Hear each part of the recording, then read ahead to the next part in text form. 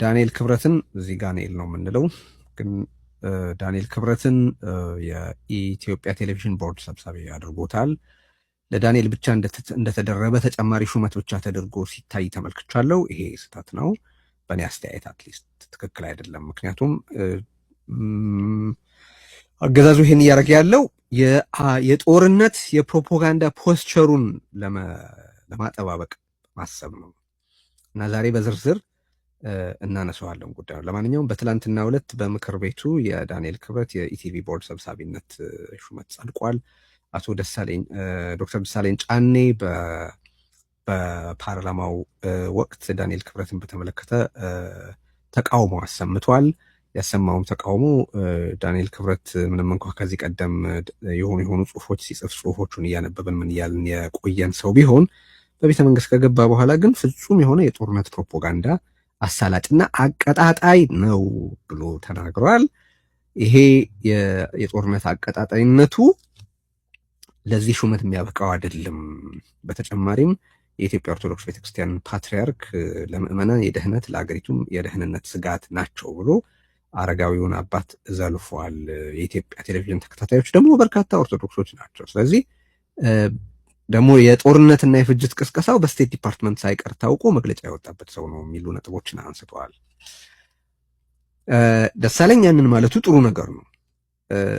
ደሳለኝ ይህንን ሲል የጦርነት አቀጣጣይ በመሆኑ ምክንያት የጦርነት ፕሮፓጋንዳ መሪ በመሆኑ ምክንያት እዚህ ቦታ ላይ መሾም የለበትም ቢልም ዳንኤል ክብረት ይህንን ሹመት ያገኘው ግን የጦርነት አቀጣጣይ በመሆኑ ምክንያት የጦርነት ፕሮፓጋንዳ መሪ በመሆኑ ምክንያት ነው። and that's the point። ዛሬ ይህንን ጉዳይ እንድናደርግ ምክንያት የሆነበትም አንዱ ምክንያት ያ ነው። ደሳለኝ የኢቲቪ ቦርድ ሰብሳቢ ዳንኤል መሆን የለበትም ብሎ ያቀረበው ምክንያት አብይ አህመድ ዳንኤል ክብረትን የኢቲቪ ቦርድ ሰብሳቢ አድርጎ የሾመበት ምክንያት ነው። በትግራይ ጦርነቱ ወቅት የፍጅትና የጦርነት ፕሮፓጋንዳ አስቻይና አቀጣጣይ የነበረው ዳንኤል ክብረት አሁን የኢቲቪ የቦርድ ሰብሳቢ ሆኖ ተሹሟል። ይሄም የአገዛዙ የጦርነት ፕሮፓጋንዳ ፖስቸር አጀስትመንት ነው እያልኩ ነው። በነገራችን ላይ ዶክተር ደሳለኝ ጫኔ በዛሬው ዕለት በሚቀጥለው ምርጫ እንደማይወዳደር ገልጧል። ምንም ፋይዳ የለውም፣ በዚህ ምርጫ ውስጥ በመሳተፍ ለህብረተሰብ ማበረክተው ምንም አስተዋጽኦ የለም የሚል አስተያየት አቅርቧል። ያው ደሳለኝ በአብን ስር ሆኖ የተወዳደረና ፓርላማ የገባ ነው። ያው ፓርቲው አሁን ፈርሶበታል። ራሱም ይጠቅሰዋል በዳንኤል ክብረት ላይ ባቀረበው ተቃውሞ ላይ ያኔ ሁላችን የነበረን ማስተላለፍ ይታወቃል ይል ነበር። ያ ደሳለኝም በጦርነት ውስጥ የጦርነት ፕሮፓጋንዳ ተሳታፊ ነበረ፣ ግን ከዳንኤል ጋር ሊነጻጸር የሚችል በፍጹም አይደለም። ቢያንስ አሁን ያ ትክክል እንዳልሆነ አውቋል፣ በአደባባይም ተናግሯል። ያንን በምን ምክንያት ተማረው ካልን ግምቶች ልንወስድ እንችላለን። ምናልባት በአማራ ክልል በደረሰው ጦርነት ምክንያት ነው ወይ ቢካዝ ዳንኤል ክብረት የትግራይን ህዝብ ብቻ ሳይሆን የአማራንም ህዝብ እንደዚሁ በጅምላ በዘረፈጅ ቃላት ሲያርድ የሚውል ግለሰብ ስለሆነ ማለት ነው። ሪጋርድለስ ይህንን አሁን ደሳለኝ ተገንዝቦ በፓርላማው ዳንኤል ክብረት ሊሾም በቀረበበት ወቅት የጦርነት ፕሮፓጋንዳ አቀጣጣይና መሪ ስለሆነ የዚህ ፕሮፓጋንዳ ማነው የኢትዮጵያ ቴሌቪዥን የቦርድ ሰብሳቢ መሆን የለበትም የሚለውን አቋም በይፋ አንጸባርቋል። ደግሜ ልናገረውና ነገር ግን ምንም እንኳ አቶ ደሳለኝ ይህን ማለቱ ትክክል ቢሆን አብይ አህመድ ዳንኤል ክብረትን የኢቲቪ ቦርድ ሰብሳቢ እንዲሆን የፈለገው ግን ፕሪሳይስሊ ኢትስ ቢኮዝ ኦፍ ዛት የጦርነት ፕሮፓጋንዳና አቀጣጣይ በኢቲቪ በኩል ስለሚፈልግ ነው። ማለት የኢትዮጵያም ቴሌቪዥን የጦርነት ፕሮፓጋንዳ መደለቂያ ነበር በጦርነቱም ወቅት፣ ከዚህም በኋላ እንዲሆን የታሰበው ያንን ስለሆነ ነው። ከዚህ አሁን ካለንበት የአገዛዙ ለጦርነት ሁለንተናዊ ዝግጅት ማድረግ አኳያ በአንድ በኩል፣ በሌላ በኩል ደግሞ ቅድም እንደጠቀስኩት አማካሪዎቹ በዚህ ጦርነት ውስጥ ያላቸው ተሳትፎ ተቆጥሮና ተሰንዶ መቀመጥ ያለበት በመሆኑ የአገዛዙን የጦርነት ፕሮፓጋንዳ ከወዲሁ ለማክሸፍ የአገዛዙን የጦርነት እቅድ ከወዲሁ ለማክሸፍ እና የአማካሪዎቹን ሚና ለይቶ ለማወቅ ሲባል የአማካሪዎቹን ጉዳይ ከዚህ ቀደም ከነበረን ትኩረት በበለጠ ትኩረት መስጠት እንዳለብን ስላመንን ከዚህ በኋላ ከዚህ በፊቱ ትንሽ በለጥ ያለ ትኩረት እንሰጠዋለን ማለት ነው።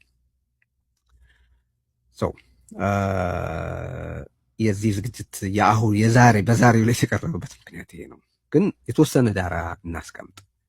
የተቆጣጠሩትን መንግስታዊ መዋቅር እንደ መፍጃ ማሽን የሚገለገሉ አምባገነኖች የሃይማኖት መሪዎችንና ተቋማትን ለስልጣን ማጽኛና መደላደያነት መጠቀማቸው ከራሱ ከአምባገነንነት ታሪክ ጋር እኩል እድሜ ያለው ነው ቢባል ስህተት አይመስለኝም።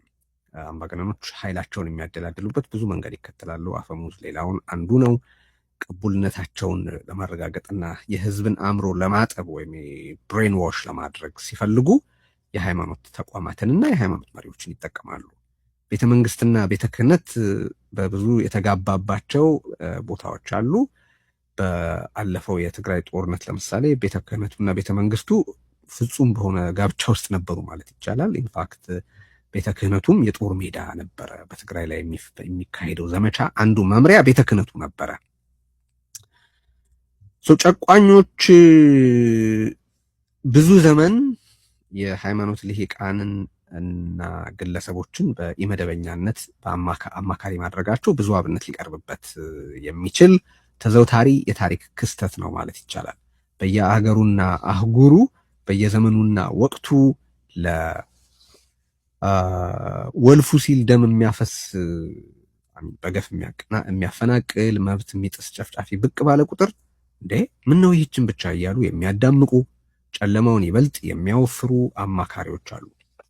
እና ይሄ በረዥም ጊዜ ፖለቲካል ሂስትሪ ውስጥ የታየ ነገር ነው። በተገቢ ምክንያቶች ቁንጮዎቹ አምባገነኖችና ዘረፈጆች ላይ ይተኮራል እንጂ ምን ነው ይሄ ህዝብ አንድ አንገት ብቻ በኖረውና በቀላሁት የሚል አምባገነን ባለበት ሁሉ ከሰየጠነው በላይ እንዲሰየጥን ከገደለው በላይ እንዲገድል የሚያማክሩ አሸብሻቢዎች አሉ። ገድሎ አስሮና አፈናቅሎ የማይበቃው አምባገነን ስልጣን ሲቆናጠጥ መስማት የሚፈልገውን ብቻ እየነገሩ የሚካድሙ ክፋቱና አውሬነቱ በተሟላ መልኩ እንዲተገበር ሐሳብ፣ ቃልና የድርጊት መርሃ ግብር የሚያዋጡ ፍጅት አራጋቢ እና አስቻዮች በየስፍራው አሉ። ከዚያም ባሻገር ተጨቋኞች የጨቋኝን ስልጣን አለ ጥያቄ እንዲቀበሉ አሜን ብለውም እንዲገዙ ሃይማኖታዊ ድርሳናትን እያጣቀሱ የአእምሮ እጥበት ወይም ብሬን ዋሽንግ የሚያካሂዱን በርካቶች ናቸው።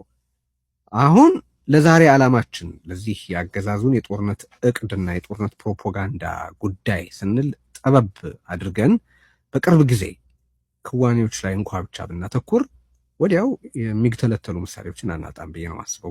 በዚህ በቅርብ በተከሰቱ ነገሮች ላይ እንኳ ከየአይነቱ እንጥቀስ ብንል ወደ ዛሬ ጉዳያችን ከመሄድ በፊት እንደው ለኮንቴክስት ለአውድ እንዲረዳን ያክል እነዚህ ሃይማኖትን ወይም የሆነ እምነትን የተከለሉ ቡድኖችንና ግለሰቦችን የሚያማክሩ ሰዎች እና ቡድኖችን በተወሰነ መልኩ በጠቅስ ደስ ይለኛል። አንዱ ለምሳሌ ከ10 ዓመታት ተቆጥረዋል ከስልጣን ከወረደ የኢንዶኔዥያው ሶሃርቶ ግን የሚያማክሩት እንደነ ራዴን ማስ ደርጃትሞ የሚባሉና ሌሎችም የሚገኙበት የሃይማኖት መሪዎች ስብስብ ነበሩት እና ለውሳኔው ይሄ እንዴት ቢደረግ ይሻላል፣ እንዴት ቢሆን ይሻላል፣ እንዴት ባለ መልኩ ቢቀርብ ይሻላል እያሉ በስርዓት በምክር የሚካፈሉ የሃይማኖት ተቋማት አሉ። ማነው የሃይማኖት ቡድኖች አሉ። ሁለተኛ የሄይቲው ጨካኝ ፍራንሷ ዱቫሌ የሚባል ፓፓዶግ ይሉታል ቤተመንግስቱን የሚያዘወትሩና ለእርሱ መገዛት ለፈጣሪ መገዛት እንደሆነ ዕለት በዕለት ለህዝቡ የሚለፍፉ በርካታ የቮዱ ቀሳውስት ነበሩት። አንዱ ኢንዶኔዥያ ነው፣ ሌላኛው ሄይቲ ነው። ሌላም ብንፈልግ የሚያንማር ወታደራዊ ገዢዎች ውሳኔዎቻቸውን ለመወሰን የውሳኔዎችን ይዘትና ጊዜ አስመልክቶ እንደ ጠቃሚ ግብአት የሚገለገሉባቸው ኮከብ ቆጣሪዎችና ጠንቋዮች አሏቸው። ወደ አፍሪካ ደግሞ ብንመለስ የዛይሩ ለምሳሌ ሞቡቱ ሴሴ ሴኮም ይህንን ወይም ያንን ከማድረጉ በፊት ምን መቼ በፈጽም ይሻላል የሚላቸው ጠንቋዮች በዙሪያው ነበሩ። እነሆ ኢትዮጵያም ላይ አብይ አህመድ የተባለን አምሳያ የለሽ ሰይጣን አሰየጣጠን የሚያማክሩ በዚህም ውጤትነት ተጠግተው ከጥቅማ ጥቅሙ የሚዘግኑ አማካሪዎች በእርግጥም አሉ። የአብይ አህመድም የዚያ ልዩ ልዩ መልክ ያለው ቢሮክራሲያዊ ጥንቁልና ዋና ደንበኛ ነውና ነው። አብይ አህመድ ራሱ የዚህ ቢሮክራሲውን የተተገነ ጥንቁልና ዋና ተገልጋይ ስለሆነ ማለት ነው። እነዚህ ከየሃይማኖት ተቋማቱ የሸመታቸው ካዳሚዎችም የተፈጠፈጠ ቅቡልነቱ እንዲያንሰራራ ለማድረግ ሊያገለግሉት ይሞክራሉ። የሃይማኖት ተቋማቱን ለመቆጣጠር እና የተቃውሞ መናኸሪያ እንዳይሆኑ ብቻ ሳይሆን ደፈር ብሎም የቀኖና አርትዖት ሳይቀር ለመስራት እንዲሞክር እንደ መሳሪያ ይጠቀማቸዋል። ከዚህ ቀደም እንዳደረገው ሁሉ ለሚያካሄዳቸው ዘረፈጅ ጦርነቶች ህዝብን ለማነቃነቅ ቅዱስ ጦርነት ነው፣ ለሀገር ነው፣ እንዲህ ነው፣ እንዲያ ነው እያሉ ጠላቶች ተብሎ የተፈረጁትን ዲሂውማናይዝ እና ዲሞናይዝ እያደረጉ ህብረተሰብ ለማንቀሳቀስም እንዲረዱት ሲጠቀምባቸው ቆይቷል። እየተጠቀምባቸው ነው፣ ሊጠቀምባቸው ያስባል። ዛሬ የምንነጋገረው እሱም ስለሆነ እንድንመለከት ነው። ቀጥሎ የሚካሄዱት ፕሮፓጋንዳዎች ውስጥ የሃይማኖት መሪዎች ሚናን በተመለከተ ከዚህ ቀደም ባልነበረ ትኩረትና ስክሩቲኒ እንድንመለከት ነው። ሌላ ወንጀሎቹን ለማቆነጃጀትም ይጠቀምባቸዋል። ማለት ይሄ እኮ የተደረገው ለምሳሌ ለአንዳንዱ ሰሜንን ለኢየሱስ የሚል ዘመቻ ታስታውሳላችሁ አይደል? በትግራዩ ጦርነት ወቅት በፕሮቴስታንት ሃይማኖት ፓስተሮች ዘንድ በስፋትና በድፍረት ይነገር የነበረ በጣም በጣም በጣም በጣም አሳዛኝ ነገር ነው። እንደነ በቀለ ወልደ ኪዳን ያሉት ፓስተሮች ደግሞ ፍትሃዊ ነው፣ ይሄ ጦርነት ፍትሃዊ ነው እያሉ እንዴት የዚህን ጦርነት ፍትሃዊነት ይናገሩ እንደነበር ታስታውሳላችሁ። ያው ዛሬ የምናወራው ስለ ዳንኤል ክብረት ስለሆነ እሱ ምን ያክል በጦርነት ውስጥ ተሳታፊ እንደሆነ በግልጽ ይታወቃልና ነው። አንዱ የሃይማኖት መሪዎች ጥቅም ላይ አገልግሎት የሚሰጡ ስለ አገዛዝ እንዳለ እንዲህ ያለ ዘረፈጅ አምባገነን ወንጀሉን ወንጀል እንዳይደለ በማሳየት ወንጀልን ለማቆነጃጀት ነው። ሌላ ደግሞ የፖለቲካ ተቃዋሚዎቹን ምስል ለማሰይጠንም መሳሪያ ይሆኑታል። ያው ሰይጣን ቢገዛ ይሻላል ብለው የተናገሩትን እንደና አቡነ ሚካኤል ያሉትን ሰዎች እናስታውሳለን። እዛ የድሬዳውም ከንቲባ የትግራይ ሰዎች የአብርሃም ልጆች ናቸው፣ ሰይጣኖች ናቸው፣ ዲያብሎስ ራሱ ከሱ ይሻላል ወስተረፋ አይነት ንግግር ታስታውሳላችሁ። እሱ የሃይማኖት መሪ አይደለም፣ ግን የተጠቀመው የሃይማኖት በሱ ቤት ተጠቀምኩ የሚለው የሆነ የሃይማኖትን ቴክስት ነበርና ነው። ኢትዮጵያ ውስጥ ሃይማኖተኞችና ሃይማኖት ቫዮለንስ ለመፈጸሚያ የዘር ፍጅት ለመፈጸሚያ ጥቅም ላይ ውሏል። ይህን ሁሉ በየቦታው እንግዲህ ግንባር እንዘምታለን ያሉትን ቀሳውስት ሁሉ ማሰብ ይኖርባቸዋል። እዚህ ውስጥ ግንባር እንዘምታለን ያሉ ይሄ እኮ ቅዱስ ጦርነት ነው ያሉ ቀሳውስትም የኢትዮጵያን ዳር ድንበር ለመጠበቅ የተደረገ ነው ያሉትን ፍልቅልቄ ወዘተረፈ ያሉትን ለአብይ አብዬ ምናምን እያሉ የቀደሱትን ሁሉ እዚህ ውስጥ ማሰብ ትችላላችሁ ማለት ነው። እና ዛሬ በዚህ ዝግጅት የጾታ የሃይማኖትና ሌሎች የሚና ውክልናዎቻቸውን ታሳቢ አድርገን በኢትዮጵያ ውስጥ ያሉትን ዳንኤሎችና ዝናሾች በተለያዩ አገራት ከነበሩ አማካሪዎች ጋር ምሳሌዎች እያቀረብን ለማነጻጸር እንሞክራለን። የመሰሎቻቸውን ፍጻሜዎች በማንሳትም የነኝህንም ሰዎች መጨረሻ ለመገመት እንሞክራለን ማለት ነው። ስለዚህ ዓላማችን ሃይማኖትን ተከልለው አገዛዝ ስር በማውደልደል ፍጅት የሰበኩትንና እየሰበኩ ያሉትን በጸሎት ስም ከዚህ ደም አፍሶ ከማይጠረቃ እኩይ አምባገነን ጋር እየተሰበሰቡ የሚዶልቱትንና አገሪቱን መቅመቅ በከተቱ ውሳኔዎች ላይ የተሳተፉትን ተዋንያን ለህሊና ለህግና ለታሪክ ተጠያቂነት ሰንዶ ማኖር ነው። በዳንኤል ክብረት እንጀምር። የዛሬ ጊዜያችን ኢሚዲየት የመቅረብ ምክንያት እሱ ስለሆነ የኢቲቪ ቦርድ ሰብሳቢ ሆኖ ተሾሟል ብያለው። አማካሪዎች ከዚህ በኋላ የተለየ ትኩረት ይገባቸዋል፣ የበለጠ ስክሩቲኒ ያስፈልጋል ብዬ አምናለሁ። ስለዚህ በዛ ምክንያት በዳንኤል ክብረት እንጀምርና ከዛ ወደ ዝናሽ እንሄዳለን። የእሷም ሚና በጣም በጣም ጉድ ነው፣ መቼስ እንመለስበታለን። እሱንም እናነሳለን። በዳንኤል እንጀምር። ሽፋኑ ሳይሸለቀቅ በፊት የዳንኤል ክብረት መከለያ ሃይማኖት ነበረ። ኦብቪስሊ ያው እንደምታውቁት የሚታወቀውን በዛ ነው አይደል? ያኔም በእርግጥ በኦርቶዶክስ ቤተክርስቲያን ውስጥ በነበሩ የውስጥ ሽኩቻዎች የሴራ ብርጌዶች መሪ ነበረ። የኋላ ተለቀው በተመለከትናቸው ቪዲዮዎች ላይ ደግሞ እንዳስተዋልነው ከሆነ በተለያዩ የሃይማኖት ተከታዮችና ብሔሮች ላይም የአደባባይ ጥላቻ ይዘራ የነበረ ነው። አሁን ለይቶለታል። በዛ ረገድ ያለፉትን 8 ዓመታት በህወሓት ስም ለትግራይ ህዝብ ያለውን ጥላቻ መሸቀጥ ዋና ተግባሩ ቢሆንም ከዚያ ቀደም ብሎ ግን በመንግስትና በፓርቲ ሰዎች ስር እያለ ገንዘብ መልቀም ስራው ነበረ። ህወሓት ይመራው በነበረው ኢህአዴግ በነገራችን ላይ ዳንኤል በፕሮፓጋንዳ ስራ ሳይቀር ተሳትፏል። በኋላ መለስበታለሁ። ዳንኤል ሃይማኖታዊ ስብከትንና መጽሐፍትን በአንድ እጅ ተረቶችን ደግሞ በሌላ እጅ ገንዘብ ማድረግ የቻለ በዚህም ምክንያት በአድርባይነትና በዜጎች ደም ነግዶ ቢሊዮነር የሆነ ሰው ነው እና የእሱን ሚና ነው የምንመለከተው። አንደኛው ካዳሚው ዳንኤል ነው። በቤተ መንግስቱ ዙሪያ ያሉት ሰዎች ዳንኤልን የሚሉት ፋርማሲስቱ ነው። ምክንያት አለ ለዚህ። ምክንያቱም አብይ አህመድ የሚወስዳቸውን በርካታ መድኃኒቶች የሚከታተለውና ሰዓታቸውን እያስታወሰ የሚያስውጠው እርሱ ነው እና እዚህ የመካደም ሚና ውስጥ በነገራችን ላይ አብይ እንዲገኝ በፈለገው ወቅት እርሱ ኖሮ የሚቀበላቸው እንግዶች ካሉ ቡና ማፍላትም ቡና ቁርስ ማቅረብም የሱ ሚና ነው። ያው እነዚህ ምንድን አሉ አይደለ የማፊያ ቦስ መቼስ ጋድ ፋዘርን ከበርካታ ዓመታት በፊት ነው ያነበብኩት። እዛ ላይ ያሉ ኮንሲሊየሪዝ ያላቸው ሚና ይህንንም ጭምር ያጠቃልል ነበር አይደለ? የሚጠጡትን ማቅረብ፣ መኪና መንዳት፣ ኦር ሌላ ጥቃቅን የሚባሉ ነገሮችንም ጭምር ማድረግ ያካትታል። ለዛ መሆኑ ሊሆን ይችላል። እንግዲህ ግን ፋርማሲስቱ ነው የሚባለው ዳንኤል በቃ ደንበኛ ካዳሚ ነው፣ የአብይ አህመድ ካዳሚ አብረው በሚሆኑበት ጊዜና ለዚህም የተሰጡ ምስክርነቶች አሉ። በነገራችን ላይ አንዱ እሱ ነው። ሁለተኛ ዳንኤልና ፕሮፓጋንዳ ነው። ዳንኤል በፕሮፓጋንዳ ስራ ላይ ሲሰማራ አስቀድሜ እንደጠቀስኩት የመጀመሪያው አይደለም። በህወሓት መራሹ ኢህአዴግ ዘመንም የፕሮፓጋንዳ ስራው ላይ ሚና ነበረው። ከኮሚኒኬሽን ጋር በተገናኘ ያማከር ነበረ። ከነ ስብሃት ነጋም ጋር የጋራ ስራዎች ነበሩት። በጌታቸው ረዳ አቅራቢነትም በነገራችን ላይ ከኮሚኒኬሽን ጋር በሚገናኝ ተሹሞ እንደነበር እናስታውሳለን። ዳንኤል የአብይ አህመድ ዘረፈጅ አገዛዝ የፕሮፓጋንዳ ዘርፍ መሪ ነው። አሁን ምን ያደርጋል በዚህ ዘርፍ? አንደኛ እንደ ፋናና ዋልታ ያሉ መገናኛ ብዙሃንን በተለያየ ሚና ይመራል። የፕሬስ ድርጅት ውስጥም ይሰራል። እንግዲህ በቦርድ አባልነት የፋናና የዋልታ የውህደት ኮሚቴ ሰብሳቢ ነበረ።